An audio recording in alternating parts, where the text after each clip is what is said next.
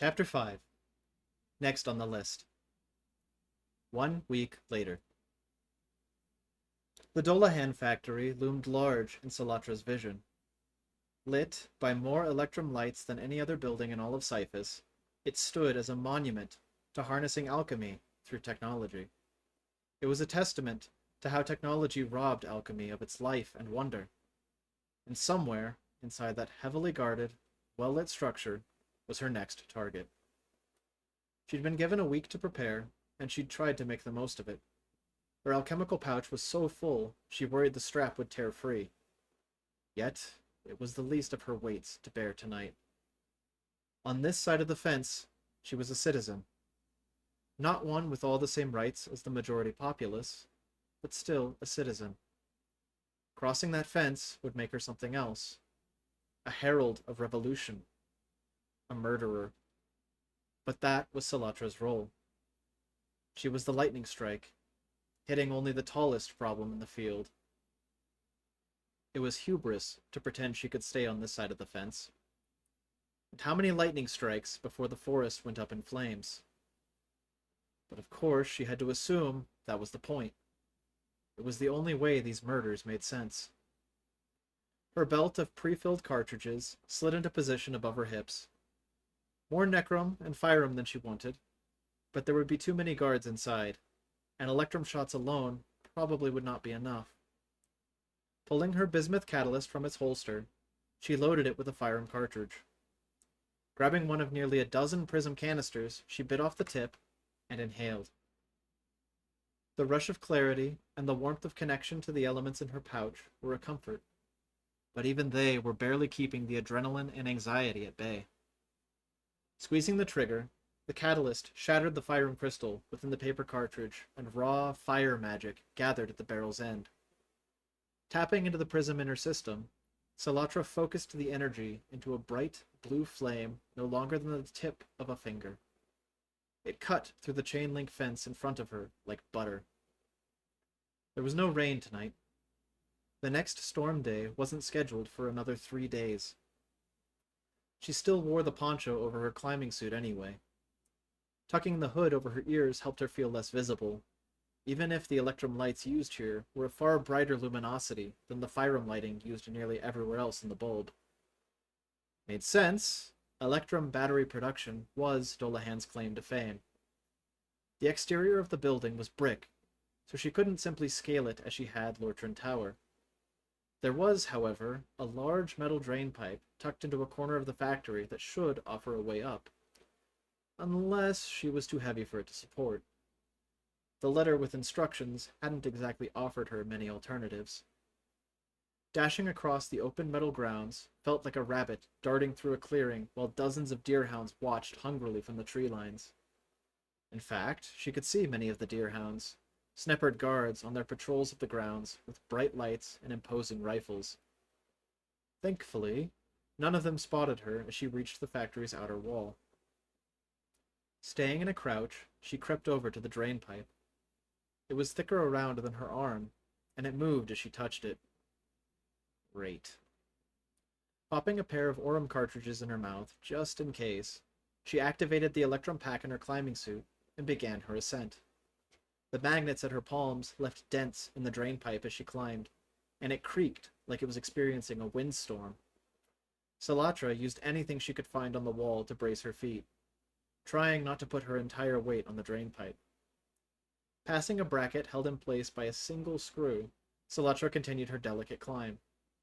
By the 4th floor, something shifted in the pipe, and her feet had to bunch up against the same wall to compensate. The swaying motion almost made her swallow one of the Aurum cartridges, and she had to gag as she regained her balance.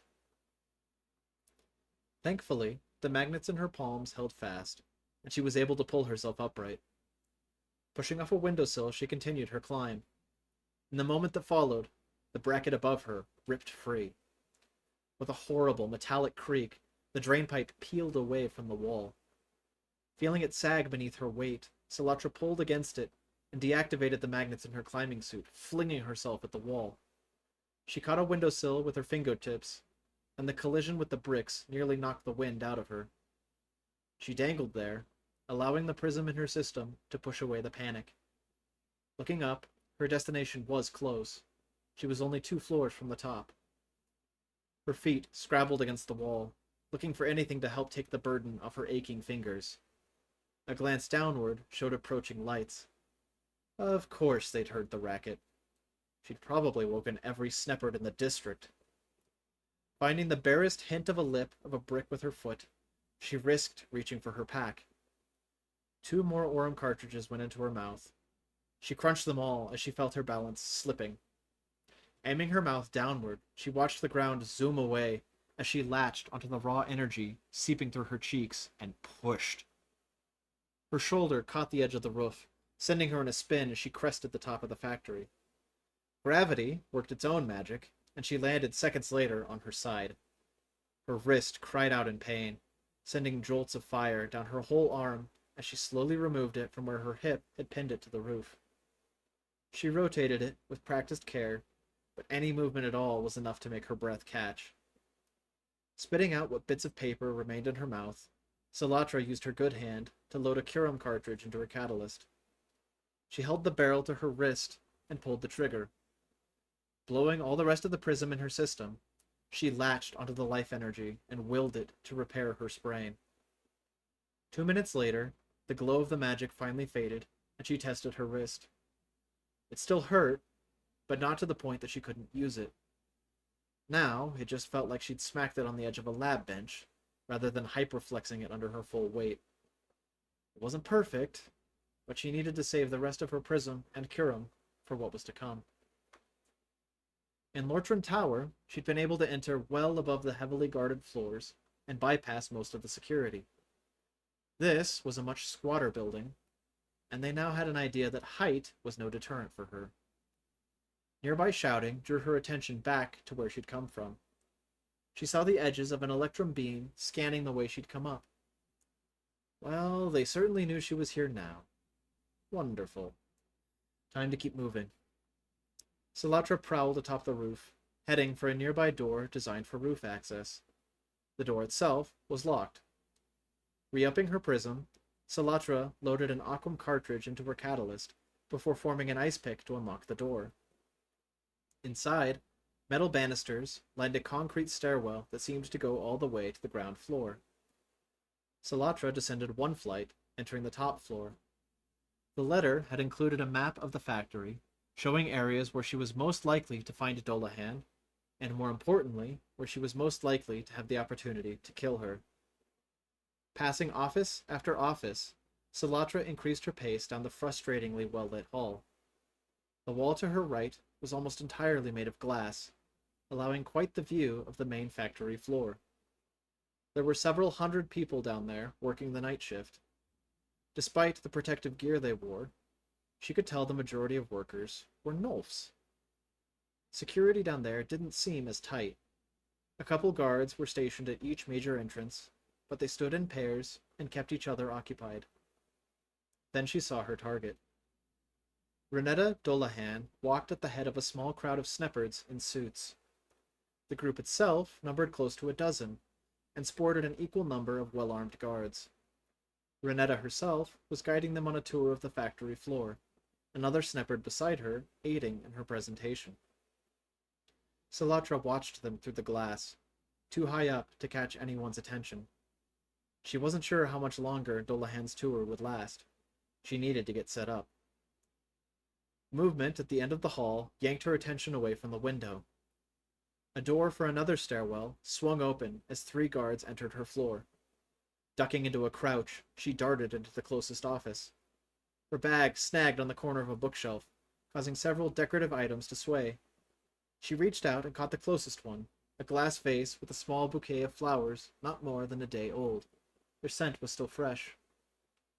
Just out of her reach, a large metal plate shaped like a disc tilted free of the small wooden stand holding it in position. The stamped placard rolled only a few inches before falling off. Salatra tried to catch it with a booted foot, but it bounced off and clattered to the floor anyway. She stomped down on the plate, flattening it against the floor and stopping its racket. She needed to calm down. Hurrying was only going to make this whole thing harder. Voices picked up in the hallway outside. You hear that? Hey! Anyone up here? Oh, Fanina. Think, woman, think. Janitor! She yelled. Sorry, I dropped something while dusting. Hopefully, that would keep them from entering the room with weapons at the ready, though their scent was getting stronger and held traces of fear and alarm. Working quickly, Salatra cracked a small tarum crystal with her teeth, dropping it into the vase. The water took on a faint green glow. Reaching out to the nature magic, Salatra used more of her prism to guide the energy into the flowers. Petals perked and expanded as the flowers began to grow with new life. They smelled so lovely, it made her sad to know she was about to ruin them. Loading a Necrom cartridge, she brought the catalyst up to the flowers and fired. A deep purple mist oozed from the barrel, and Salatra latched onto it with her prism. Even brushing up against void magic with her mind was unpleasant. The energy wanted to break down and decompose whatever it could find. Its desire for decay was almost lifelike, even if it was simply raw energy. She instructed it to wait, directing it into the flowers. The mist seeped into the petals, blanching them of color and leaving them sickly shades of gray. Despite the visual disappearance of the necral cloud, Salatra still caught herself holding her breath instinctively. Dumping the spent Necrom cartridge to the floor, she kicked it away as she loaded the catalyst with an Electrum cartridge. Eyeing the metal disc on the floor, another idea struck her. Testing the thought, she used a bit more prism to direct the flow of Electrum into her climbing suit, activating one of the electromagnets in her boot. The disc immediately clung to the boot, resting under her toes like a solid snowshoe. She had just enough time to fish a firearm cartridge from her belt when the first guard peeked into the room. His rifle bounced against the padded vest he wore, and his eyes immediately narrowed. Hiding the loaded catalyst behind her back, Salatra grabbed the vase and turned to face him. He looked her up and down, his own hand reaching for the unmistakable hilt of an electrum baton. "Where's your badge? I'm going to need to see some ID." His expression changed as he met her eyes. She could see the moment when he mistook the prismatic glow and assumed her to be a fractal junkie. His posture relaxed enough to not want to shoot her, but he still looked like he was expecting her to do something stupid. He had no idea. "Of course," Salatra said, and risked taking a step closer. "Could you hold this for a second while I find it?" Cracking the firearm cartridge in her hand against the glass, she slipped it into the vase with her thumb and held it out to the guard. A new scent was produced, confusion, as she handed him the vase of dying flowers. Behind him, a second guard peeked into the room, female this time. The first guard took the vase with one hand, other hand resting on his still holstered baton. Both guards' expressions darkened as Salatra tapped her prism and reached out to the energy leaking from the compromised firearm crystal. Using prism always made the glow in the eyes sharper, brighter. Neither of them noticed as the water in the vase started to bubble. The female guard sighed, retrieving a pair of handcuffs from her belt. "How'd she even get up here?" "These are lovely flowers," the guard said, in a tone that even an infant would doubt. "But we're going to need you to come with us. So we're going to take you down to the lobby and call someone to come help you. Okay?" Salatra shook her head. "No, I'm not going anywhere." The second guard stepped into the room, flicking the handcuffs open with a practiced motion. "Don't make things difficult. Nobody needs to get hurt." "You're wrong," Salatra said. Then she held her breath and stoked the flames. The water in the vase superheated, shredding the flowers as it exploded out of its small glass confines. The guard screamed, hands passing through a dense cloud of purple pollen and flying up to his face. He clutched at his face, but the damage was done. Besides, the burns should be a lesser concern to him than the necral cloud he was now breathing in. Next to him, the second guard recovered from her shock. Dropping the handcuffs, she drew her electrum baton. With a twist, she activated it, and the end began to crackle with blue electricity. Two could play at that game. In one smooth motion, Salatra raised her catalyst and fired. The hammer cracked, and she reached out to the jittery mass of energy forming in the barrel. The energy of electrum reactions always felt rushed, like it was racing to get somewhere. So Salatra gave it a finish line and a clear path, through the guard and into the floor. Blue lines arced forward, spindly fingers reaching out to embrace a new friend. The woman convulsed as the burst of energy surged through her body. She curled in on herself, collapsing to the floor. Beside her, the first guard started to cough like he'd just choked on food. The purple cloud hung heavy around him, and Salatra took several steps away. She was just dumping the expended cartridge from her catalyst as the third guard stepped into the room. This one was also female, and she was raising her rifle to her shoulder. Kicking towards the woman, Salatra released the magnet's grip in her boot. The decorative plate she'd picked up detached and sailed across the room. It wasn't a motion Salatra was used to, though, so it collided with the woman's shin rather than anything more damaging. Dropping her catalyst back into its holster, Salatra raised an empty palm towards his guard and activated the magnet. The guard lurched as Salatra pulled on the gun, but the shoulder strap helped her keep a hold of her weapon. Moving towards the guard, Salatra used the last bit of prism still in her system to activate the magnet in her other hand, aiming it at the previous guard's electrum baton. Increasing the electrum flow to the magnet caused the baton to zip into her waiting hand. However, so did the discarded set of handcuffs, a set of keys, and several metal shirt buttons from the unconscious guard, all of which stuck to the back of her hand. She could feel the magnet trying to pull the objects through the glove and her hand, but with no more prism, she couldn't change the magnet's strength. The panicking guard managed to fire off a pair of shots before Salatra closed the distance. Salatra swung the baton in an arc, aiming for the neck to make skin contact, but the guard brought up her arm to block the blow, and the gun joined the mess of objects clinging to Salatra's hand. They fought over control of the weapon for a few seconds. The guard tried to shoulder into Salatra, and they both stumbled back, though neither lost their footing. Fresh pain danced across Salatra's stomach as the guard raked it with the claws of her hand. The guard pushed again, driving Salatra up against the wall. Salatra brought a foot up, kicking at the guard. It glanced off the woman's hip, disturbing the guard's own holstered electrum baton. The guard snarled, so close that Salatra could feel drops of spit splash through her fur. "They're gonna lock you up, native, and throw away the key." Then she drew back and punched Salatra in the gut. Not expecting the blow, Salatra gasped, her body tightening as it tried to fight itself to breathe. A second punch landed as the guard released her grip on the gun. Salatra compressed her core, and this hit wasn't as bad. It aggravated the fresh cuts, but didn't knock the wind from her this time. This situation was uncomfortably familiar. Her back to the wall, while someone with a get-out-of-jail-free badge beat her.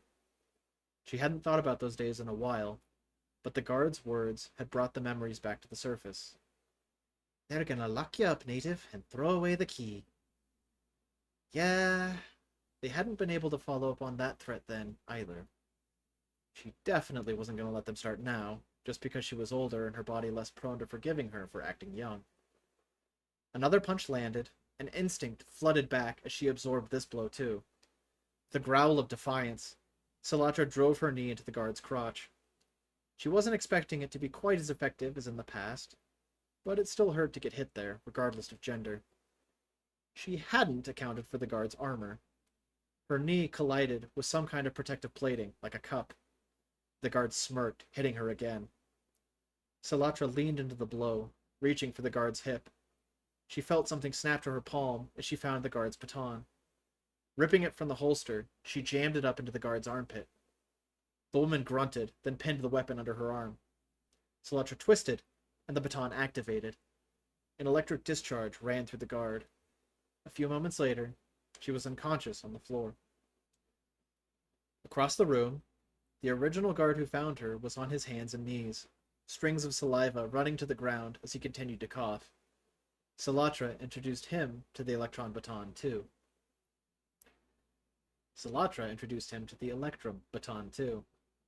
It took stepping on the baton to pull it free from the magnet in her hand. Thankfully, its charges had been spent, so she didn't have to worry about shocking herself. The metallic bit of the strap on her bag stuck to her hand as she fished around for more prism. A few moments, and a deep breath later, and she was able to kill power to the magnets in her suit. Baton, gun, handcuffs, and everything else clattered to the floor. Testing the fingers of that hand, she was pleased to find that she only had a few bruises after all that. Her stomach, on the other hand, not so much. The sneppered guard's claws had torn right through her poncho and the climbing suit's fabric. She'd missed any of the lines directing power from the electrum reaction to the magnets in the palms and boots. Those lines all ran along the back of the suit, but she was still going to have to stitch it back together, and she wasn't sure she had a matching thread color at home. A few lines of blood trailed down the front of the suit, wounds stinging in their exposure to open air. Having fresh prism in her system just made it even more noticeable. With a sigh, she loaded her catalyst with the Curum cartridge. It took a few minutes to treat her stomach. Her knee was bruised enough to make walking uncomfortable, so she treated it too. She had to restore her prism again after she finished. Salatra checked her stores. She'd used up a quarter of the prism she'd brought already. Checking the reaction window in the climbing suit's glove showed that it was a few minutes from needing to be replaced. She had 2 spares for that. She had plenty of crystals left. Probably. It was the prism that would run out first. Since that was the only way to cast magic within the bulb, she just had to live with the limitation. She glanced at the discarded rifles, but immediately dismissed them. She wasn't here to shoot people. Well, she wasn't here to shoot innocents, she hoped. She grabbed the electrum baton she hadn't discharged. The one she'd used had been rather effective, but as she turned it over in her hand, she saw that the reaction was almost spent. Rats. She had no way to recharge them herself, as they were designed for batteries, not her custom crystals. But she might be able to get more from other guards as she went. Exiting the office, Salatra checked out the window again. Dolahan was still giving her tour, and workers were still toiling away. The active guard presence on the main floor was strikingly noticeable from up here. It had easily doubled, and they were actually watching their surroundings now, instead of just chatting with their buddies. Yeah, they definitely knew she was here. Stepping into the stairwell the guards had come from, Salatra took 2 steps and froze. The air smelled wrong. There was a lingering stench of corpses. Necrum. It was coming from below her. In fact, the air above smelled cleaner. Leaning over the banister, she glanced up to see the roof access door for the stairwell. It was open. Glancing downwards, her fingers gripped the banister hard. She blinked twice to make sure her eyes weren't playing a trick. At the bottom of the stairwell, 2 guards were resting beside each other. She could smell the blood from here. She could smell a few other unpleasant odors, too. Those guards weren't just resting. What had happened here? She descended to the 4th floor and was heading towards the 3rd when she heard the shout. "Man down! Man down over here!" The cry echoed up the stairwell, and Salatra picked up her pace. "Go warn the boss!" someone else called. "Our intruder's already killed 2! Oh, Fanina. If they hadn't intended to shoot her on sight before, they certainly would now. According to the instructions, Dolahan was likely to retreat to a safe house if the guards felt there was an emergency. A pair of dead bodies likely constituted an emergency. Indeed, a glance out the window showed a swarm of guards gathering around Dolahan, separating her from her guests as they ushered her towards an exit. A gunshot rang out on the factory floor, though Salatra couldn't see who had fired it. The area below dissolved into panic. Several more gunshots followed, and Salatra tried and failed to spot the muzzle flashes. Dolahan's little group was slowed, but kept moving. Salatra took off in a sprint. Her knee twitched to remind her that it wasn't fully healed yet, but it didn't slow her pace. Dolahan would be heading for her car, which meant Salatra needed to get to the roof. Running for the staircase she'd entered by, Salatra fished through her bag for one of her spare electrum crystals for her suit. She was going to want a full charge for what was coming. Remnants of the previous crystal crunched underfoot as she slid the new crystal in place. Torquing the lid down cracked this crystal, and she saw the familiar blue glow appear in the reaction window. She shouldered into the door as she reached it, bursting into the stairwell. A cry of alarm echoed through the space as she collided with someone on the other side. Her momentum carried her and this new guard over the banister. Silatra called on the prism inside her, activating the magnet in one of her gloves. It snapped to the banister, leaving her dangling several stories up, but stopping her fall. The guard she'd run into was not so lucky. His scream continued until he hit the ground. Stairwells were turning out to be far more dangerous places than Silatra had realized. She hoped the guard had survived, but she didn't have time to check. Gripping the banister in both hands, she deactivated the magnet and hauled herself up and over. To her surprise, she was not alone on the stairs. Another guard stood with his back in the corner, rifle raised to his shoulders. Silatra reached her hand towards him, preparing to activate a magnet, but the guard squealed and let go of the gun, raising both his hands high. "Please, don't hurt me!" Something about his voice, his scent, was familiar. Then she saw the name badge pinned to his breast pocket. Bryce? The kit from Lorthren Tower? He nodded stiffly, like he was afraid if he moved his head too far up or down it would explode. "I was trying for a fresh start, you know. Security work's what I know. It's what I trained for. I'm not here to cause you problems. I'm so sorry. Please don't kill me." Silatra groaned, lowering her hand. "I've no desire to kill you." "But they said some other guards had already been killed, so when Henry told me to come with him away from the bodies, I thought that was a great idea. I thought we'd be safe on this end of the building, but you burst through the doors and killed him too. Oh, Anima's coming for me next." Silatra sighed. "Look, I'm not the devil herself, all right? The fall from this height, 3 stories, so that's, 36 feet? As long as he didn't land on his neck, your friend can probably be healed.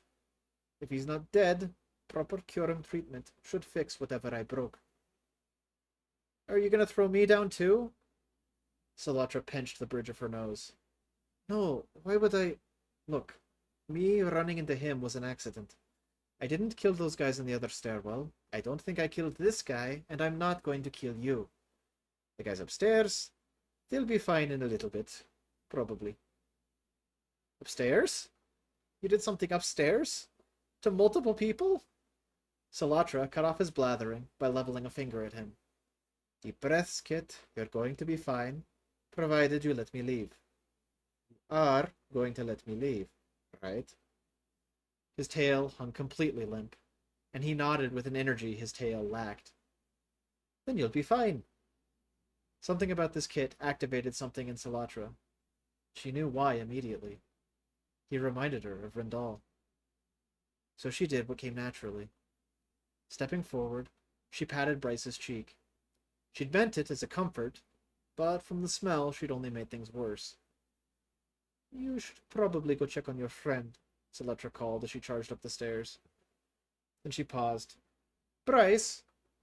He hadn't moved, and his eyes said that he was worried she'd changed her mind. "Yes, Alchemancer?" "The other guards, when they were running Dolahan off, did they happen to call out any numbers?" Bryce frowned, then nodded. "Something about a code 14, I think. It was loud and there were gunshots and maybe I misheard, but..." Silatra had what she needed, so she left him there. By the time she reached the roof, she couldn't hear him anymore. She kept running until she reached the side of the building with the garage. Dolahan kept 3 armored vehicles inside. In the case of an emergency, she'd be stuffed in one of them. All 3 would be loaded with guards, then head out in separate directions to make it harder to find her. However, her instructions had extensive notes on this. Each of the vehicles had a designation. 96 for the one on the right, 53 for the one in the middle, and 14 for the one on the left. Trusting the instructions, Silatra positioned herself above the appropriate garage door. The metal ground spread out some 6 stories below her. Not much time for reactions. Just to be safe, Silatra took another dose of prism. The previous one was still in her system, and she felt the beginnings of a high. That would go away as she used it. Prepping for the inevitable jump, she packed several Aurum cartridges in her cheeks for emergency use. Then she grabbed an aurum crystal the size of an apple from her bag. She tapped it against the roof's edge, gauging how much force it would take to crack. From just the one tap, spiderwebs were already spreading, so not much force. More gunshots rang out from the factory. Frowning, Salatra turned and jogged over to a nearby skylight. Down below on the factory floor, several guards were taking shelter behind large equipment and taking shots at someone across from them. The figure was moving quickly, taking shots with a gun of their own. One of the guards dropped, and his neighbor tried to pull him behind cover. What was going on? Then she noticed what was trailing the figure, a brown and black tail. Had one of the workers taken the opportunity to grab a gun? The figure wasn't wearing factory garb. In fact, there was some green and white design on their back, though she couldn't make it out from this distance. Below her, fireroom engines roared to life. She stayed at the window long enough to see another guard collapse, then rushed back to her post. Crouching by the edge, she watched the doors below her roll open. Her fingers tensed on the aurum crystal in her hand, her legs ready to spring like she was back in track and field. 3 large, horribly boxy vehicles emerged. Cracking the aurum crystal against the roof, Salatra flung herself forward and entered freefall. Chapter 6. Rough Ride. The sensation of falling was a familiar rush that played at the edges of Salatra's prism clarity. The strength of the rush only increased as she spent prism to harness the energy bursting from the aurum crystal. She envisioned a stiff wind pushing against her from underneath and propelling her in the same direction as the vehicle containing Renetta Dolahan. The change in pressure was immediate, dampening her hearing for a few moments as the wind formed around her to slow her descent. Even with the sudden change in momentum, her nose came within inches of the roof of the armored vehicle. She reached down to catch herself, thankful for the roar of the vehicle's firearm thrusters to muffle her landing. Activating a magnet in her glove, then both her boots, Salatra laid flat against the roof of the vehicle, hoping no one had seen her. All 3 vehicles formed into a small convoy, a cluster of hover bikes racing up to join them. The vehicle Salatra clung to was the last in line, which was just as well. She rolled her leg to the side anyway, trying to keep her poncho from flapping in the wind and catching the attention of the hoverbike-mounted guards pulling up to flank the armored car. One by one, each vehicle left the factory grounds, escorted by 4 hoverbikes. 1 on each side, and 2 following behind, they looked like little children staying with a teacher on a field trip. First group turned left immediately. The second group traveled forwards for several blocks, then turned right. Salatra's group kept going straight. 7 guards in the armored car beneath her, including the driver, plus 4 guards flanking on hoverbikes. 11 on 1? Woof. 12 if Renetta turned out to be even remotely like Lortrim.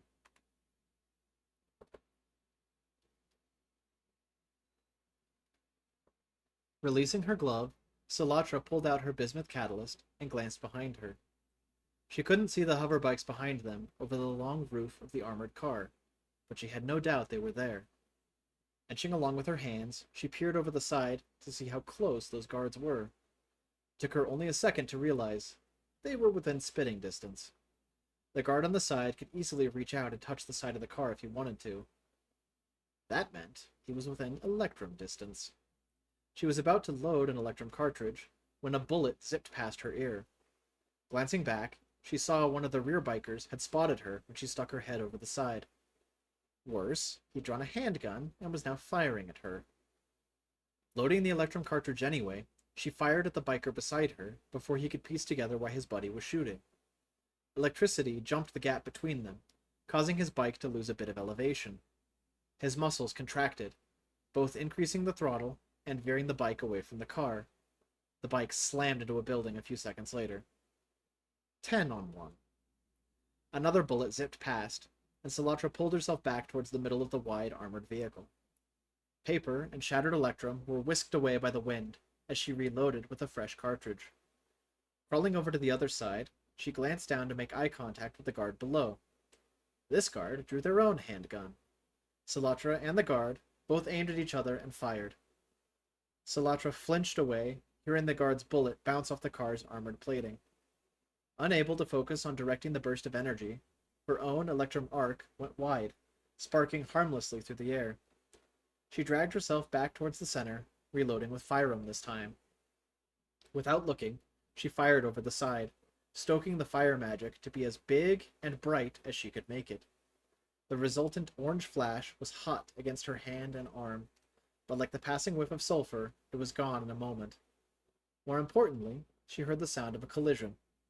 Checking over her shoulder, she saw that hoverbike partly embedded in the side of a parked vehicle. 9 on 1. The other two had fallen further back, and she could see them now. Both were taking shots with pistols. Both were out of range of either firearm or electrum. Time to get creative. Thankfully, this was the start of growth season, and it was a rather warm night. Salatra reached to reload, but was forced to clamp down with a magnetized glove as the car took a hard right. Her bag slid into her, several large crystals rolling out, one of which hit her in the chin. She grabbed for them with her free hand, saving all but an apple-sized aurum crystal which disappeared off the side of the car. She smelled the pawns before she saw them, a fresh, humid scent competing with the exhaust rising from this car's thrusters. 100 firum lights danced upon the surface of the waters, each a tiny sun reflected in the ripples. She'd walked this street during the day, and thought she'd appreciated the ponds then. It'd taken her several hours to walk their entire circumference. Seeing them like this was entrancing. 2 more gunshots broke through her reverie. Salatra sighed as reality once again ripped away the tranquility she longed for. She retrieved one of the crystals she'd managed to save, a large blue aquam crystal she could almost close her fingers around. With a tap to the corner of the vehicle, she started a crack. As the reaction began, she slipped it into a poncho pocket. So much aquam energy was being produced that reaching out to shape it felt a bit like experiencing brain freeze. She could feel heat getting sucked away, even through the pocket. Good. What did you get when you experienced a rapid drop in temperature on an otherwise warm, humid night? Fog spilled out of her pocket, then from the very air above her as Salatra directed the aqua magic to flash freeze the air around the vehicle. Seconds later, there was enough fog trailing them that she lost sight of the 2 remaining guards on hoverbikes. Their voices carried, so they were still following, but Salatra's hope was that they were less likely to try to shoot something they couldn't see. An explosion sounded, distant and faint, as Salatra sat up, loading an aquam cartridge into her catalyst. Alternating use of her magnets, she made her way up to the front of the vehicle, dropping down the side to cling to the driver's door. When she tapped the glass with her catalyst, the driver glanced her way. Salatra mouthed the words, "Stop the car." With a scowl, the driver jerked the steering wheel to the left. They sideswiped another parked car, shoving it into a firearm streetlight with a shower of sparks. Salatra had to yank her legs up to keep them from getting smashed between the 2 cars. That's how this was going to be? Fine. Pressing the barrel to the glass, Salatra fired. A wave of frost spread from the point of contact. The prism was starting to run low, but she still had plenty for a simple use like this. A few seconds later, and the entire window was frosted over. She had to climb up a few feet to avoid another car as the driver tried a second time to knock her free. More fog spilled from her pocket, beads of condensation forming along the body and roof of the armored car. Loading another aquam crystal, she added more frost to the window. Inside, she could see the driver use their arm to try to clear the window, but of course, that didn't change anything. Loading an aurum crystal this time, Salatra grabbed a fresh prism canister. Biting off the tip, she started to inhale. A gunshot rang out, and the canister flew from her hand. That bullet had come within an inch of her face. Looking towards the back of the vehicle, she saw one of the hoverbikes less than 10 feet away. The guard riding it was ducking against their bike, trying to see under the fog Salatra was still emitting. She didn't miss the handgun pointed her way. Making a snap decision, Salatra trusted the amount of prism in her system to last, and deactivated all her magnets. Pushing off the side of the armored car put her directly in the path of the hoverbike, and she slammed into the rider. Activating the magnet in her offhand, she felt her hand fixed to some part of the hoverbike, the rest of her body awkwardly shoved into this guard's lap. The hoverbike dipped under their combined weight, and the guard's own panic nearly led them to clip the side of the armored car. Pressing the catalyst to his chest, Silatra fired. Latching onto the release of Aurum energy, she focused it into a concentrated burst. The immediate pressure change forced her and the rider in opposite directions. Silatra was flung over the handlebars, while the rider was sent off the back of the hoverbike to disappear into the fog. 8-on-1. Her legs dragged along the metal street underneath the hoverbike as her body twisted around. Her shoulder ached where her body had rotated around her hand. The magnet had kept the wrist from rotating, and something had needed to give. With no one running the bike, it naturally started to slow. Getting her feet under her, Silatra corrected her orientation, crawling over the handlebars and releasing the magnet as she settled into the seat. Several parts of her body cried out at once, each demanding her attention like a hungry child. There was no time for Curum. She was already beginning to lose sight of the armored car. Glancing at the handlebars, this was a much newer model than the last hoverbike she'd ridden. That made sense. A lot tended to change with 30 years of innovation. Surely the basics were still the same. Playing with the foot pedals lifted the hoverbike, so those clearly moderated flow of power to the electron repulsors. Gripping the handlebars, she torqued the throttle. The hoverbike lurched beneath her, like that one punk in a street race who jumped the starting gun too early. Squeezing the sides of the bike with her knees, she eased into the throttle this time, wind blowing her hood back as she sped off. The reaction from the alchemy crystal in her pocket had finally run out. No more fog spilled out, though the pocket itself was thoroughly coated in a thin layer of ice. Wind tore at her poncho, and Silatra flattened her ears as the speed indicator on the hoverbike rapidly climbed past 85. Ahead, the armored car turned onto a bridge that crossed over the ponds. That would lead to Aberway Park and one of the canal shipyards. Were they hoping to lose her there? Silatra swung out to make the turn, but did so far too early. The hoverbike's thrusters were so responsive she almost drove onto the sidewalk, which would have made the repulsors useless. With her rusty reflexes, she barely kept it on the street. Apparently, you didn't need to compensate so much for momentum anymore. Unlike the old models, with most of their thrusters at fixed angles, all of this hoverbike's thrusters seemed fine-tuned to adjust as she turned, making it handle much closer to a vehicle with wheels. The mistake cost her some speed, and she made the turn onto the bridge more carefully. Several gunshots rang out from behind her, and she ducked against the hoverbike. The last biker had caught up.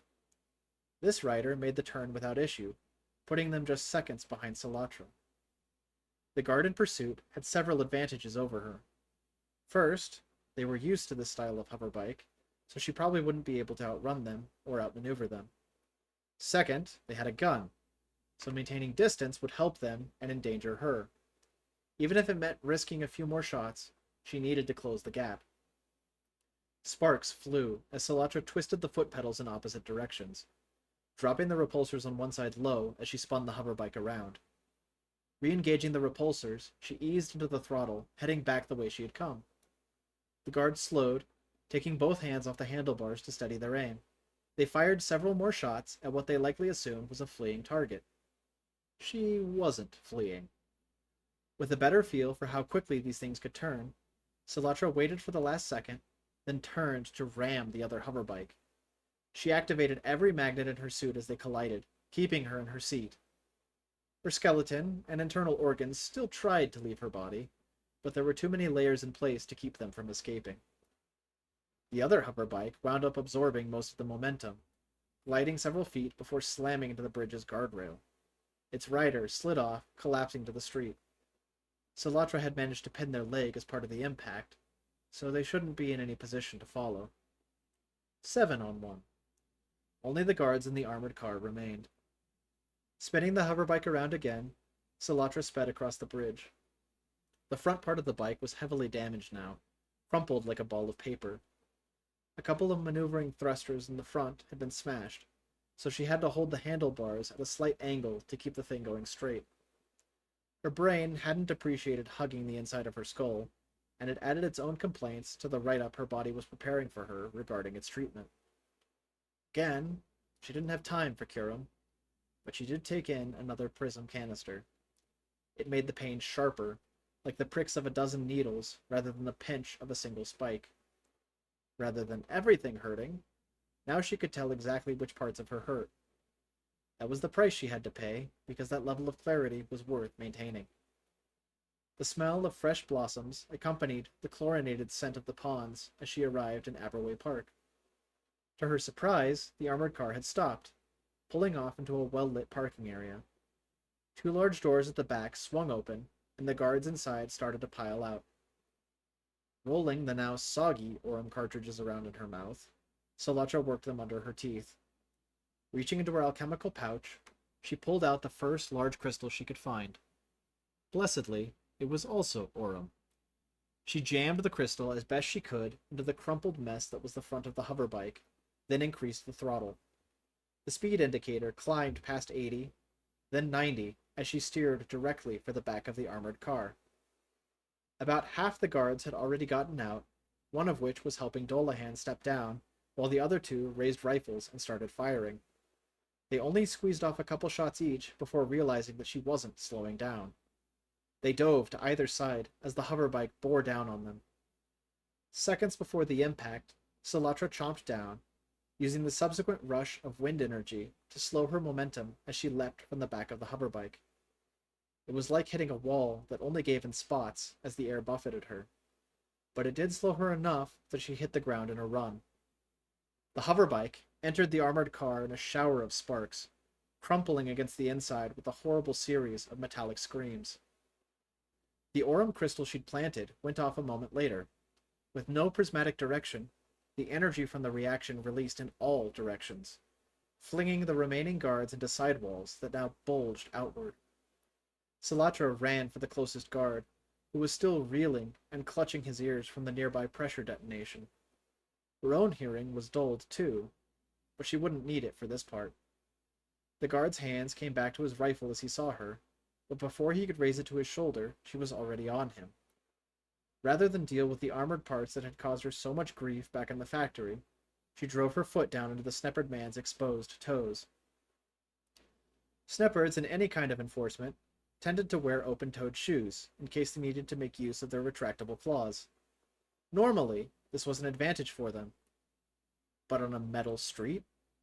Sollatra activated the magnet in her boot, flooding it with enough electricity that she felt the moment when the bones in the guard's toes crunched. Deactivating the magnet, she capitalized on his disorientation. Like the other guard she'd seen tonight, he had an electrum baton strapped to his hip. Utilizing a glove's magnet to rip it free, she snagged the baton, activated it, and drove it into the man's neck like she meant to crush his windpipe. He dropped, convulsing. Trusting the baton to retain some charge, Sollatra ran for the second guard. She aimed for his neck too, but he caught her arm on the way. She was taller than him, but he was definitely stronger. As they fought over the baton, she grabbed a cartridge from her belt, praying it wasn't Necrum as she brought it to her teeth and crushed it. A wave of cold washed over her tongue and cheeks, and her mouth opened with an involuntary gasp. Then she latched onto the aquam energy, directing it to crystallize as she breathed ice into the guard's face like the dragons of stories. Turning away, the guard swiped at his face as if he could bat the frost away. Bringing the hand that had grabbed hers to her face, she bit down, directing the last of the reaction into the man's hand. Blood rushed into her mouth, freezing against her tongue. He let go of her then, and she rammed the baton into his neck. Swiping this man's baton, she ignored the awful pinpricks of numbness that made her tongue feel like a popsicle in her mouth. Breathing hard from the exertion was still creating puffs of frost in the air before her. Turning to the last guard, who was checking on his employer. Dolahan had been thrown to the ground by the pressure burst. Glancing inside the vehicle, Sollatra saw bodies, but no movement. Ears still dulled, she crossed the distance to this guard. He saw her coming, drawing his own baton, and putting himself between her and his boss. Squaring off against each other like this was going to suck. There were no winners in a knife fight. She was going to get hit if she closed the gap. All she could do was ensure she took him down as part of it. They took a few test swipes at each other, blue electricity crackling on their weapons. Salatra could smell the ozone their batons were producing in this humid air. She clung to that prism-enhanced clarity, looking for an opening for the guard's neck. She found it, lunging and making contact. Unfortunately, she took the guard's baton to the gut. It made partial contact with her skin through the rips that had been formed in her fight back at the factory. They convulsed in unison as electricity ran through both of their bodies. The magnets in her suit activated in response to the electric surge, clamping her to where she stood on the street. Prism was the only thing that kept her conscious before the guard's baton slipped and stopped shocking her. With a gasp, Salatra's lungs eagerly drew in oxygen again. Ignoring her body's needs, she killed power to the magnets in her suit, leaning forward to keep the baton pressed to the guard's neck. It stayed there until the battery was drained and the guard collapsed to the street. Movement directed her attention to the front of the car. A blast of electrum from her catalyst was enough to drop the driver as he stumbled out his door. The frost on the window was only just beginning to melt. Blood ran down her fingers as Salatra reloaded the catalyst with another electrum cartridge. Content that no more guards were coming, she walked back to face Renetta Dolahan. Salatra's vision blurred. Her ears rang, and just about every part of her body was screaming at her. The screams were muted by adrenaline and prism for now, but that wouldn't last. Besides, she was the only person on the scene who was still standing, loose as that definition might be. She needed to get her answers and go. Grabbing Dolahan by the shoulder, she propped the woman up against the car's bumper, pushing her roughly into a seated position. The poor woman was clearly dazed, her ears nearly flat to her skull, and her eyes staring at nothing in particular. Bits of her business suit were smudged and even torn in places. Salatra patted her down anyway, looking for likely places to stash a gun or some other weapon. She found the woman's wallet, a small makeup kit, a red lipstick that matched what she currently wore, and an ID card marking her as the factory CEO, but no weapons. Letting her keep it all, she gripped the woman's shoulder again, hauling her to her feet. Dolahan stumbled forward, eyes regaining a bit of life as Salatra put the catalyst barrel against the woman's side. "Let's take a walk." Dolahan licked her lips, her voice coming out strained and slurred at first, but regaining strength with every word. "You've come to kill me. Why not just kill me here and be done with it? You take hostages now." Blood ran from Dolahan's ears, joining a cut in the side of her head where she must have hit the street. Salatra steered them into the park, aiming to get them out of eyesight of the vehicle before any of the guards regained consciousness. "I want answers. Someone wants you and others like you dead, and I want to know why." Dolahan snorted, wiping her cheek with a torn sleeve. "It's cats and dogs, love. One's always going to want the other dead. That's why you're going to kill me." "That's not a good enough reason. Look, something has changed about all of this. In the past, there was a month or more in between targets. It's barely been a week since I was sent after Lortrin, and now I've been sent after you. Why the sudden rush? Who wants you dead?" As they passed under some of the park's famous cherry trees, a fallen branch crunched beneath Dolahan's decorative heels, and she stumbled. Salatra kept her from falling, entwining their arms more tightly. Dolahan mumbled her thanks, then seemed to wish she could take it back. Instead, she shook her head as they walked. "Money? Power? My position as a 13? There's already a lot of openings to fill in that regard. I don't know. How much are they paying you?" "It probably isn't enough, and I'm sure I could beat it." Salatra said nothing, mind racing. She'd already guessed those reasons, but they weren't specific enough. She needed to ask better questions. Dolahan beat her to it. "Who hired you? Was it Evo? Those fanatics have wanted my factory shut down for years. Just a bunch of tree-hugging nulfs who think technology comes from anima. They finally grew balls and sent someone to follow through on their empty threats. Didn't think you guys had it in you. You're just a bunch of dirty street rats." Salatra tried to suppress her snarl, but it was as effective as plugging a hole in the bottom of a flask with just her fingers. Are you trying to give me a reason to want you dead, too? Don't you? Sollatra drew in a deep breath, pulling on a bit of prism to maintain her composure. They approached a fountain, and she pushed Dolahan towards it. Take a seat, drop the unnecessary commentary, and answer my questions. Glancing down at the catalyst in Sollatra's hand, Dolahan smirked, but obeyed. Using her hand to guide her own tail out of the way, she sat down. One knee crossed over the other, and she clasped the top knee with both hands. Why should I help someone who's about to kill me? Because we have a common enemy. The people who want to kill you have something of mine. I want them gone just as much as you do. Dolahan raised an eyebrow at this, the smirk of a woman used to getting her way still plastered on her face. I own the largest Fyrum, Electrum, and Aquam factories in all of Cyphus. I'm worth billions of Christum, and not only do I keep my workers from starving, my batteries help everyone in Cyphus to have easier lives. What could you possibly have of equal value to that? Sollatra's lips rolled, and her finger twitched against the trigger. If Evo's contacted you before, how do I find them? Dolahan laughed, like she was a socialite at a public dinner. Evo is a group of zealous idiots who don't understand that wealth is what makes the world go round. They've sent death threats before. I've simply ignored them in the past. I imagine that's one reason for our current situation, love. Sollatra thought back over the last 6 members she'd killed. Number 4 had also mentioned Evo. It was a familiar name to Sollatra, one that dug up painful memories. The Evo Sollatra knew had disbanded when their leader had been killed. They'd never been violent to begin with, and even if they'd had a change of heart, they shouldn't still be around to harass the 13 anymore. The very first 13 that Sollatra had been sent to assassinate had mentioned Dolahan's name, but she wasn't proving nearly as helpful as Sollatra had hoped. Number 3 had mentioned another name.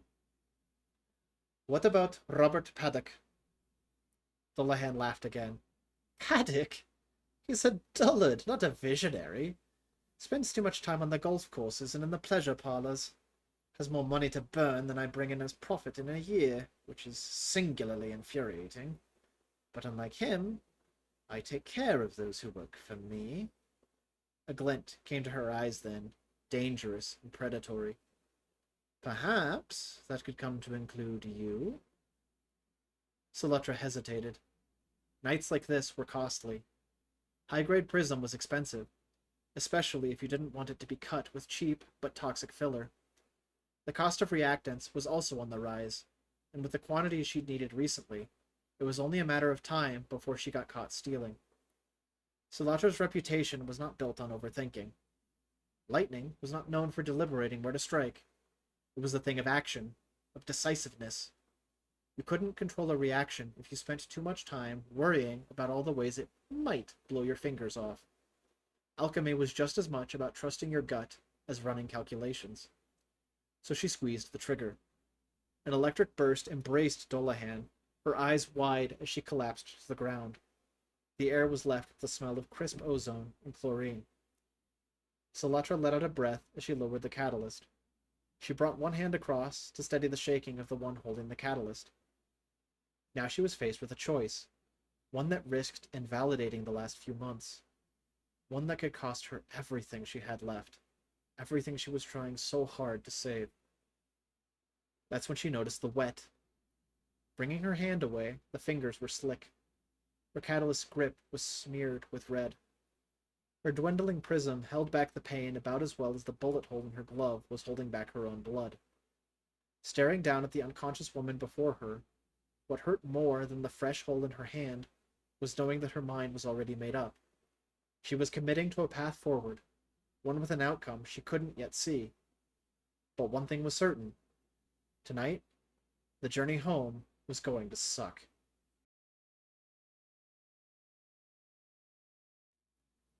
Chapter 7. Rise and Shine. 6 of 13 remain. Leo slammed his fist down on the snooze. The stab of pain from the knob was preferable to the horrible ringing that wanted to murder his eardrums.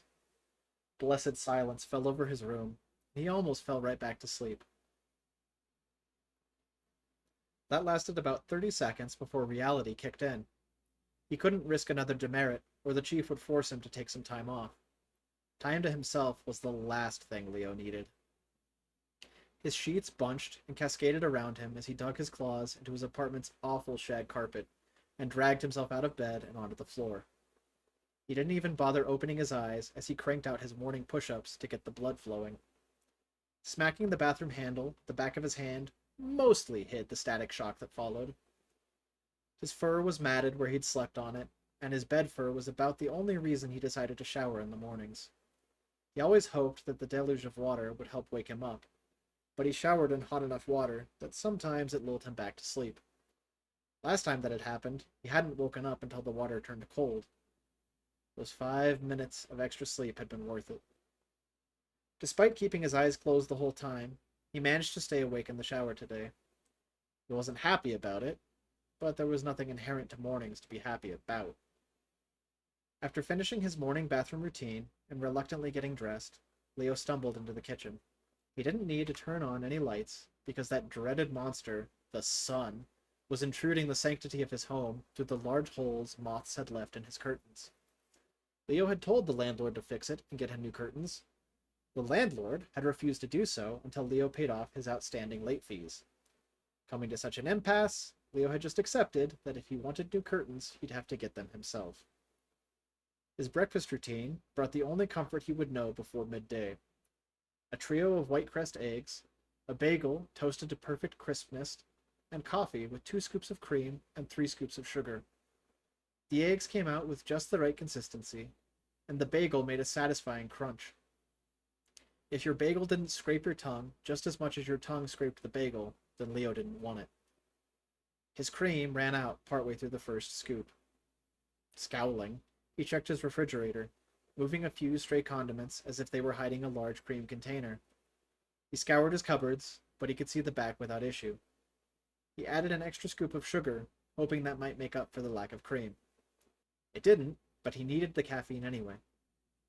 The note on the refrigerator read, "Replace the cream." He'd left that note nearly a week ago, but payday wasn't for another 2 days. It'd been hard enough dropping from 3 scoops of cream per cup to 2 just to stretch it out. If things continued as they had been, he'd have to drop that down to 1. Based on the sampler he currently drank from, that was an awful prospect. He'd have to bite the bullet and swing by the store today. He'd just taken another bite of dry bagel when the phone rang. His bed called to him from across the house with its siren song of rest and contentment. Despite his better judgment, he ignored it, swallowed the bagel, and picked up the phone. "Leo?" Leo bristled at the chipper voice, even as his conscience tore into him for doing so. Forcing a smile he didn't feel, Leo spoke for the first time since the day before. "Tolson. Got an address for you. Chief says we lost another one of the 13 last night." "How soon?" "Chief and I are already here. I'm actually calling from a payphone right now, so, probably soon, buddy." "Great." Moira's pleasant dreams of a peaceful meal with her parents were shattered as her alarm clock screamed her to consciousness. Stupid blaring thing. She'd explicitly yanked the Electrum batteries out last night because she didn't want to go to school today. There was supposed to be a parent-student lunch thing, and if her mother wasn't going to make an appearance, why should she?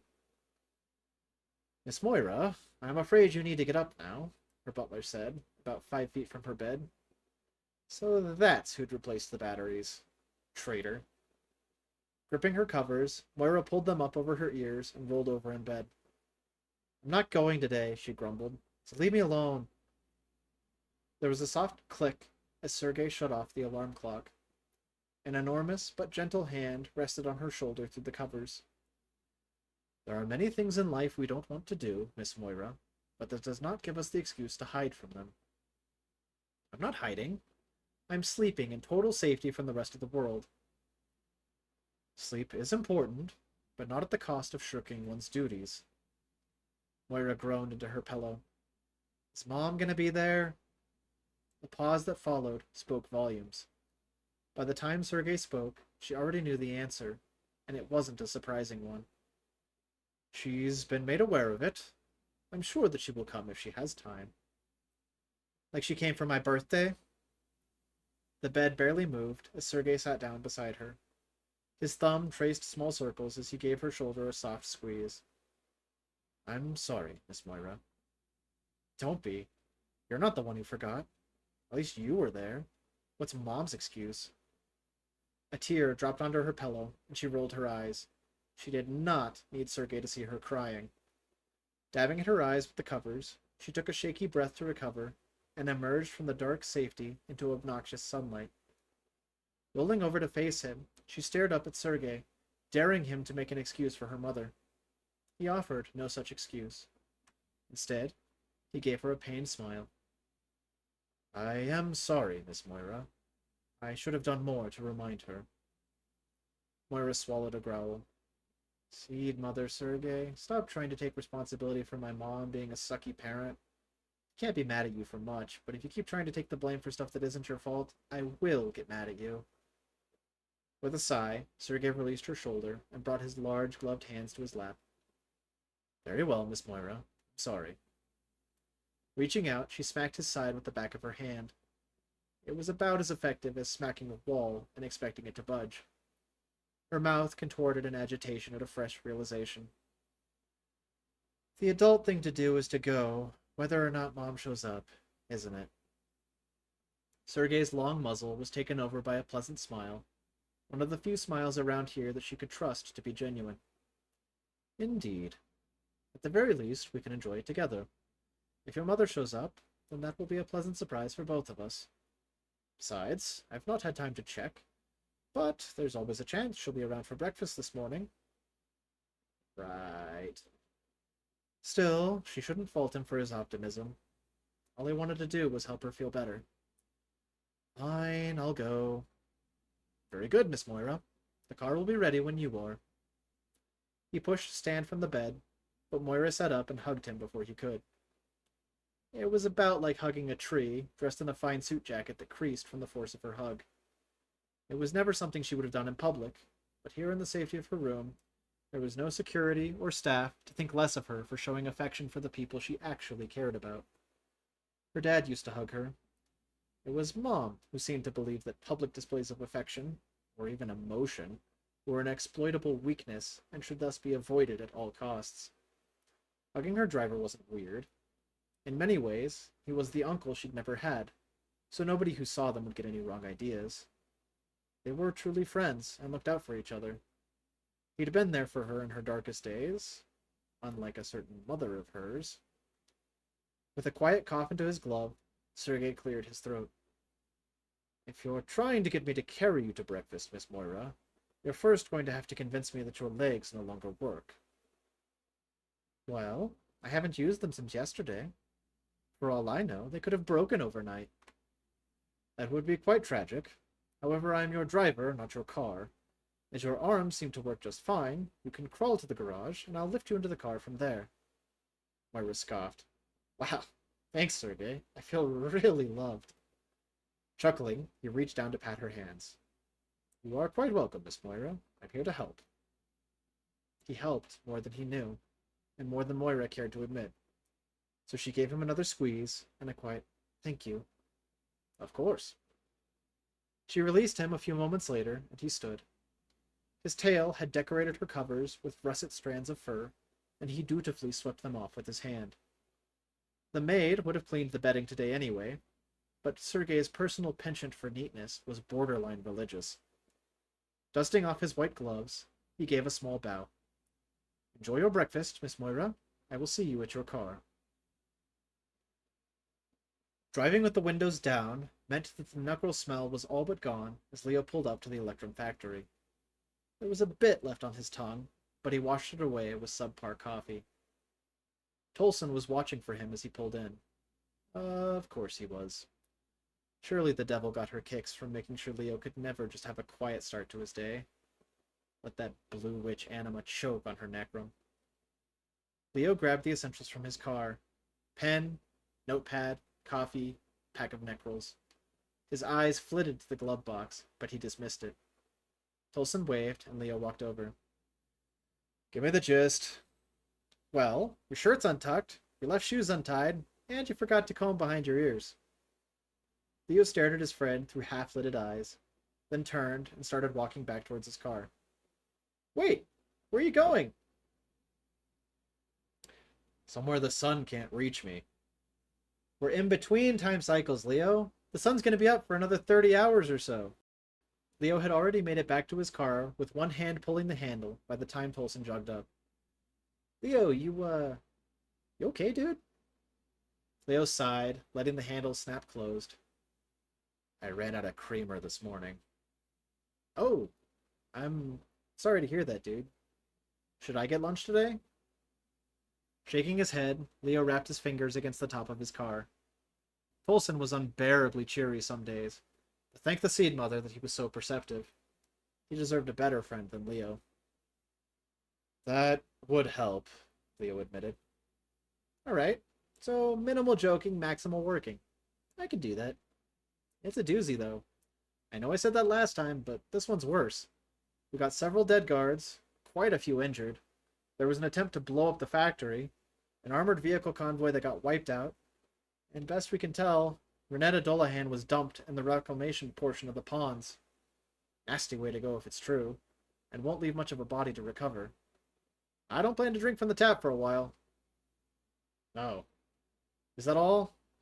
Tolson shrugged. Lots of property damage, both here and on the road to the ponds, but witness stories confirm there was a Nulf here causing a lot of havoc last night. Same description as the other incidents targeting the 13? Seems like it. Leo's morning scowl deepened. You didn't have the decency to wait before going on a fresh rampage? Thought she was used to giving us a month of breathing room in between. Now it's been a week? That's why the chief's here. He's worried this is some pretty aggressive escalation. Yeah, that seems like an accurate assessment. With as much money as these people make, you'd think they could afford better security. Tolson shrugged again, though his smirk said that he agreed with the statement. Leo sighed, continuing to drum his thumb against the top of his car door. It's gonna be a long morning, isn't it? Walter Bradburn, Chief of Cyphus Police for District 3, was the biggest man on the force.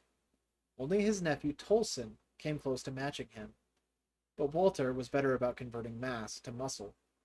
Tolson was content to scrape by on the annual physicals, like a person who only brushed their teeth the day before visiting the dentist. His uncle, however, kept in peak physical condition, like his job as police chief would one day necessitate the ability to lift a car to save a life. As such, Chief Bradburn wasn't hard to find. He towered over the head of Dolahan's security, whose own ears and tail betrayed the chief's intimidation factor. Leo and Tolson stopped short so as not to interrupt the conversation. No civilian injuries? You're willing to go on record about that? The head of security straightened up, but the tips of his ears still only came up to the chief's chin. His tail swished with a nervousness that, to his credit, was absent from his voice.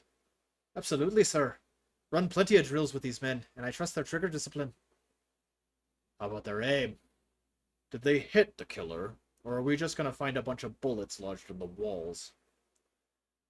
You have to understand, sir, there were a lot of workers still on the factory floor at the time. If my men had been loose with their fire, then it would have been impossible to prevent civilian injuries.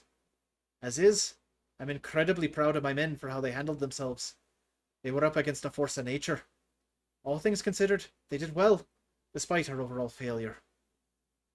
The chief's arms were crossed, muscles bulging so much it was a wonder he had any shirts that could fit over them.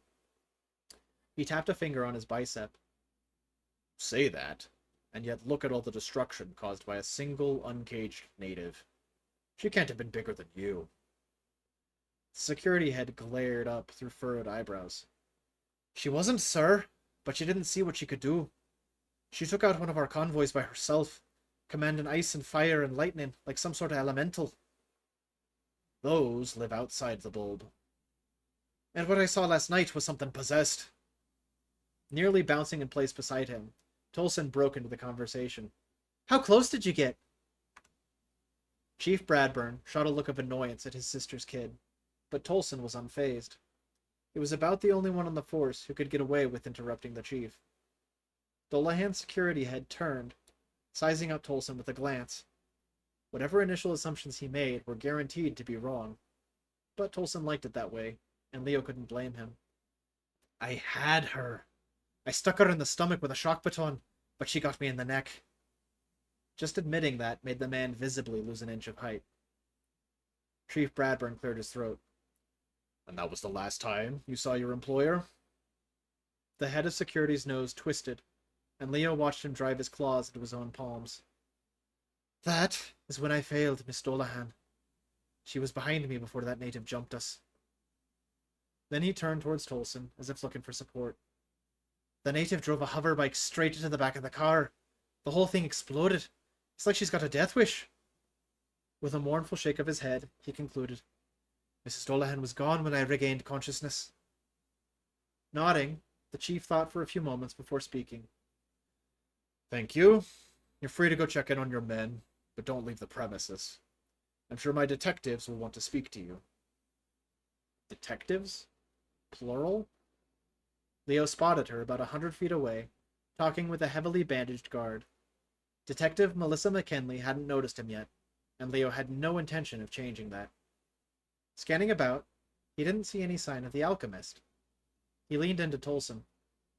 Chief didn't call him the teacher? Tolson looked around, then shrugged. He said he was planning to. Well, then where is she? Naira awoke with a start. Her entire body protested as she bolted from her bedroom. She took the stairs 2 at a time, and just barely managed to catch the phone before a 4th ring. Hello, Naira here. Miss Naira, this is Jenny with Fossman University. I tried calling earlier, but it said the line was disconnected. The phone lines out here are only in service from 0800 to 1800. I'm sorry for the trouble. How may I help you? The woman on the other end hesitated. The police have contacted the headmaster again for assistance, and you've been asked to respond. Naira shifted the phone to her other hand, having grabbed it with her dominant hand out of habit. Even through the bandages, holding objects still hurt. I am terribly sorry, but I was in an accident yesterday, and I'm afraid I've injured myself falling down my stairs. If you could ask them to send someone else, that would be acceptable. Silence crackled across the line. The headmaster said it has to be you, and that I'm to give you the address where you are supposed to be. Your classes today have been covered, so at least you don't have to walk around campus. What? From your fall? Down the stairs? Oh, no, but really, someone else should. The headmaster said to inform you that your schedule next semester will be dependent on the reviews he receives regarding your help and usefulness to the police. I would not recommend ignoring this. Naira was about to form a very polite but pointed response when a scream echoed up from the basement. There was a pause on the phone. Miss Naira, is everything all right? Oh, yes. I just stubbed my toe while grabbing my things. And using the phone? Of course. Please be sure to tell the headmaster that I'm on top of it. Would you like the address, then? Naira fumbled for a pen and piece of scrap paper. Her thumb didn't want to grip the way it should. She nearly dropped the pen when another scream rang out. Despite her misgivings, the operator provided the address, which Naira scribbled down. Naira forced out a quick, "Thank you for your time," and slammed the receiver down. The scream continued, so Naira stomped the floor twice. The sound paused, then started up again. Fine. The woman wanted to scream herself hoarse? Let her. After all, who was going to respond in this neighborhood? Naira rubbed her palms against her eyes, yawning as she stepped into the kitchen. Warm rays flooded the room through the window, and Naira leaned against the sink, drinking in the sunlight. Grabbing a clean bowl from the neat stack in the cupboard, she filled it halfway with dry cereal. Inside the refrigerator, she had to scoot a few crystallization molds aside to get at the milk. Unscrewing the cap, she gave it a careful sniff. It was a trace of sour. Should be good for another 4 days or so. She flicked away her eye crusties with a finger as she made herself a cup of coffee. Every time she passed through the warm sunlight, she smiled. She couldn't help herself. Mornings were wonderful. More screams from the basement. Yeah, that should probably be dealt with. Sliding a spoon into her bowl, she grabbed her cereal and her coffee and made her way to the basement. The wooden stairs creaked as she descended. Yet another thing Elaine had never had time to fix. The floor was cold against her padded feet, her claws clicking against the concrete. She'd forgotten to trim them with how frequently she'd been wearing boots recently. Through the gaps in the bare studs down here, Naira could make out a seated figure. Well, at least she hadn't tipped the chair or anything. Naira walked over, setting her cereal and coffee down atop the dryer, while she hopped up to take a seat on the washer. This put her across from a particularly upset-looking, sneppered woman, whose arms and legs had each been duct-taped and tied to the legs and arms of an old office chair Elaine had bought her from a yard sale. The faded fabric and exposed cushion definitely aided its appearance as a five-crystal chair, but if it had survived her boys, it would survive a grumpy businesswoman. More sunlight filtered in through the basement windows, reflecting off specks of dust floating through the air. Naira almost never drew the curtains down here. Well, anywhere in her house, really. The sun was a delightful friend. Bringing her bowl to her lap, she took a bite of cereal. "What is the meaning of this?" Renetta Dolahan demanded. Her button-up shirt was scuffed and dirty, and still sported a patch of Naira's blood from where she'd held her when she'd been forced to carry the woman. She looked a little less imposing without her suit jacket. "Where have you taken me? And why aren't you wearing any pants?" Naira glanced down at the soft, pink, oversized shirt she wore. Even sitting down on the washer like this, the shirt still covered almost half her thigh. Did this woman choose to sleep in a suit? She shrugged. "Haven't had time to put any on. The house has been a little loud this morning." She took another bite of cereal. "Do you realize what you've done?" "It's still kind of sinking in," Naira admitted, taking a sip of pure coffee. Additives only took away from the pleasant, bitter flavor. "This is a crime." "So is murder, I'm pretty sure, which is what I was supposed to do to you. If you cause too much trouble, I may still need to." Renetta gaped as Naira calmly took another bite of cereal. Then she narrowed her eyes.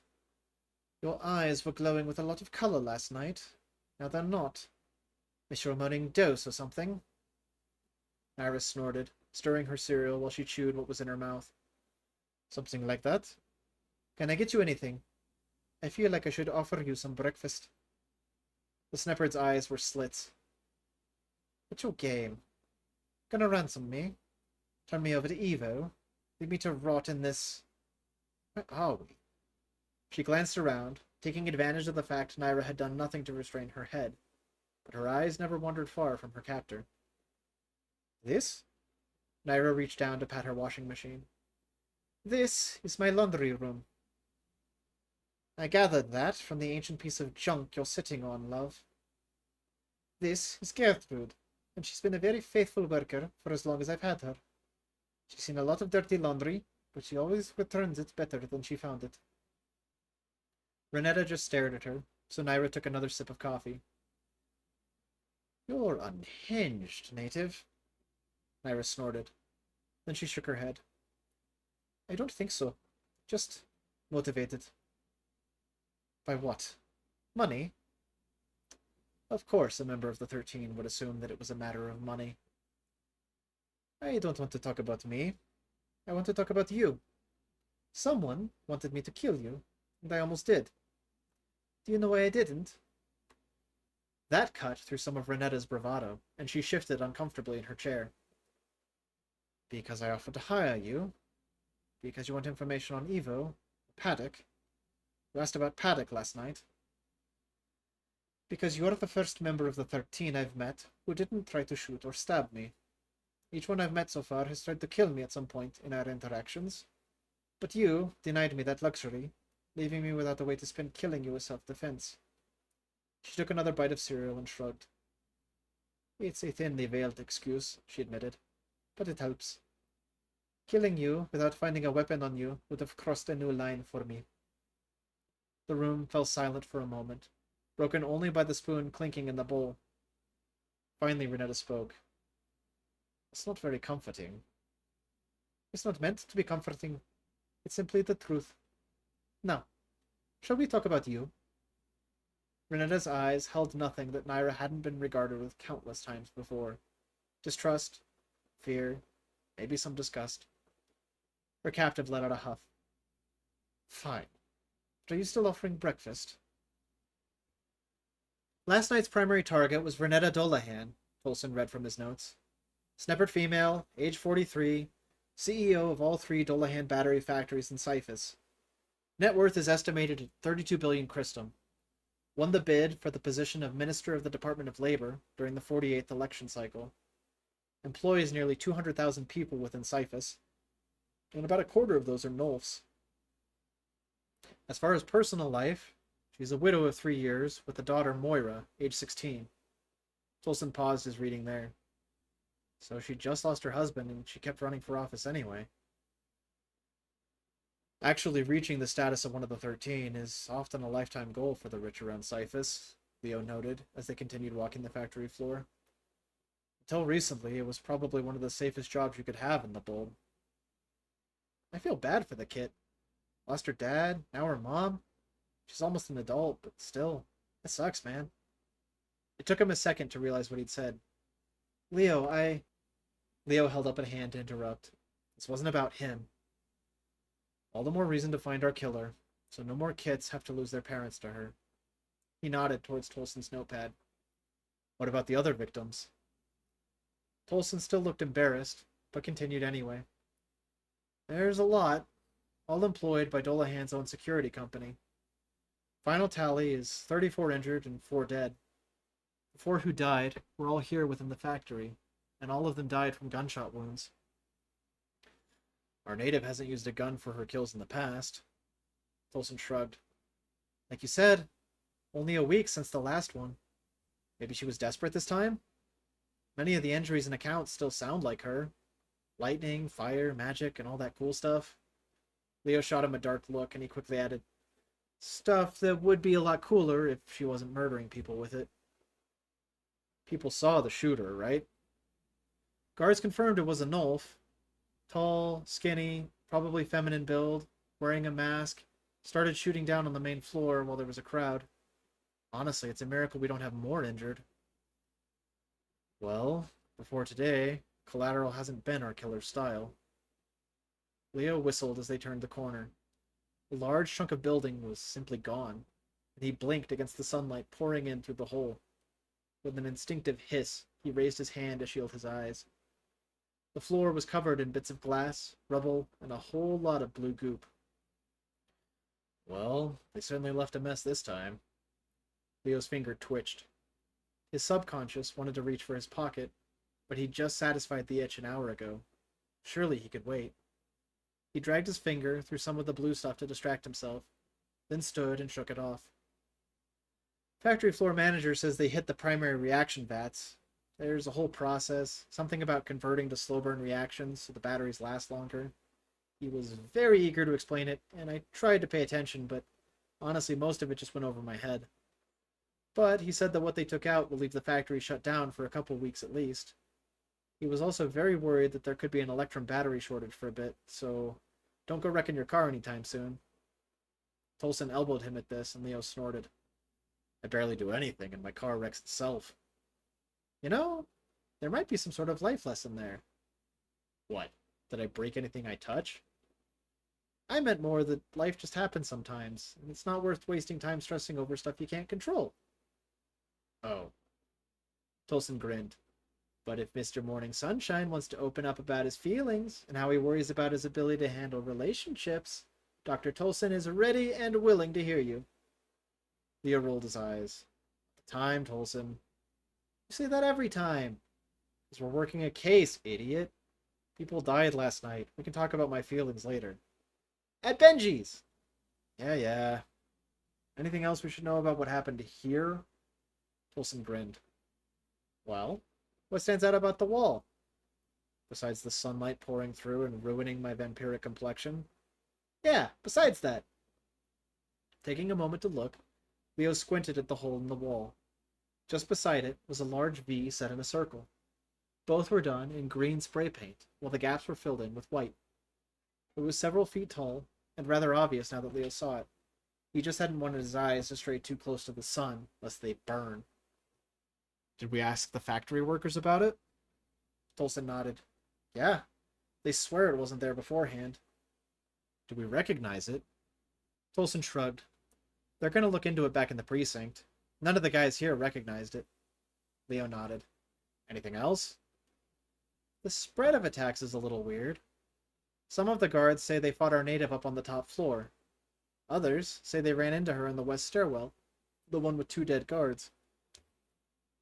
A couple others say they ran into her in the east stairwell, and she pushed a guy over the side there. And then she shot at people on the first floor before chasing after the armored cars. So, actually getting an accurate timeline and order of events is stretching my brain. Reaching up, Leo patted his friend on the shoulder. If anyone can figure it out, it's you. Detective Parsons. It wasn't hearing his name that made his fur bristle. It was the voice that said it. It's my cue to leave, Leo said. He made it 2 steps before Tolson's hand clamped down on his shoulder. Dude, we talked about this. You can't avoid her forever. Because you won't let me, fuzzball. The words settled into a hiss as as Detective McKinley approached. Parsons, Gray, McKinley. Chief wants to know where his expert witness is. Leo groaned, reaching up to rub in an eye. This was the problem with talking to Melissa. There was no opportunity to talk about the past because she was such a workaholic. I haven't seen her since last week. Melissa folded her arms, fixing him with the look someone gave a child who just got caught stealing. Did you scare her off? Or did you tell her one thing and do another?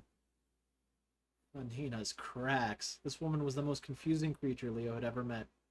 She swore she didn't want to talk about the 2 of them, but she still found every opportunity to slide the knife in the wound. Leo took a sip of coffee, noting that its bitterness paled compared to Melissa's cold smile. I didn't scare her off.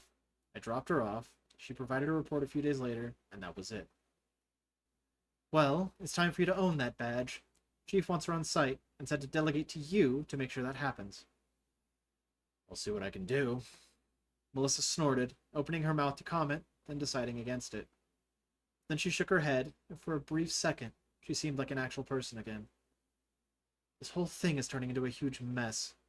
There's talk of special elections, maybe martial law. Chief's in a lot of hot water for not finding this native yet. The remaining 13 are gearing up to do some dumb and drastic things if we don't find our killer. Then the coldness returned, and she glanced up at him. So I may not need him, but Cyphus needs the old Parsons back. Not the sniveling snob who stays off the range and hides in his car. We need the Parsons who actually cares about people. Unless you shot him too. You made me move on, maybe it's time you did too. The pack of Necrals screamed for his attention, like a hungry infant. His memories of the warm, happy, caring woman he knew were dashed on the ice.